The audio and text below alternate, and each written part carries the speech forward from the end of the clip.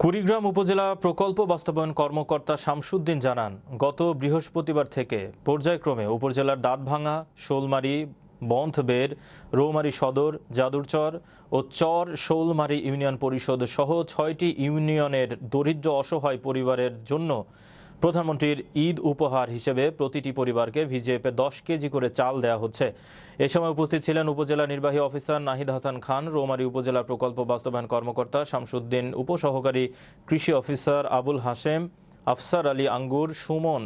শশা ইউনিয়নের UP chairman, member ও সচিববৃন্দের উপস্থিতিতে ভিজিএফ চাল বিতরণ কার্যক্রম চলছে।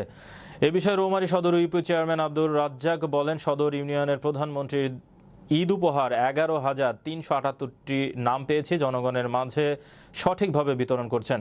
এ বিষয়ে রৌমারী উপজেলা নির্বাহী কর্মকর্তা নাহিদ হাসান খান বলেন, প্রশাসনিকভাবে দায়িত্ব পালন করা হচ্ছে যেন কোনো প্রকার সমস্যা না হয়। ঈদ উল ফিতর উপলক্ষে রৌমারী উপজেলায় ৬টি ইউনিয়নে ৪৭,৯৮৪টি পরিবারের মাঝে ১০ কেজি করে চাউল বিতরণ করার জন্য আমরা মাননীয় প্রধানমন্ত্রীর কার্যালয় থেকে বরাদ্দ পেয়েছি এবং সে লক্ষ্যে আমরা গত কয়েকদিন ধরে চাউল বিতরণ করে আসছি।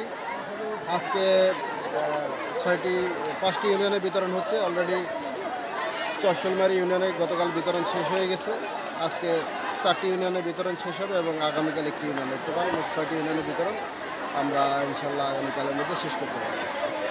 বিতরণ মোটামুটি খুব সুন্দর এবং সুষ্ঠুভাবে হচ্ছে। সাধারণ জনগণ, দরিদ্র জনগণ মোটামুটি সুন্দরভাবেই বিজেপির যে চাউল সেটা নিচ্ছে। কোনো অভিযোগ পাওয়া যায়নি এই পর্যন্ত। আশা করি যে খুব সুন্দর এবং সুষ্ঠুভাবে আমাদের এই বিতরণ কার্যক্রম সম্পন্ন হবে।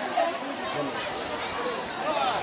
ঈদ উল ফিতর উপলক্ষে ৪৭,৯৮৪টি পরিবারের মধ্যে ৪৭৯.৮৪ মেট্রিক টন চাল ১০ কেজি হারে বিতরণ করা হচ্ছে।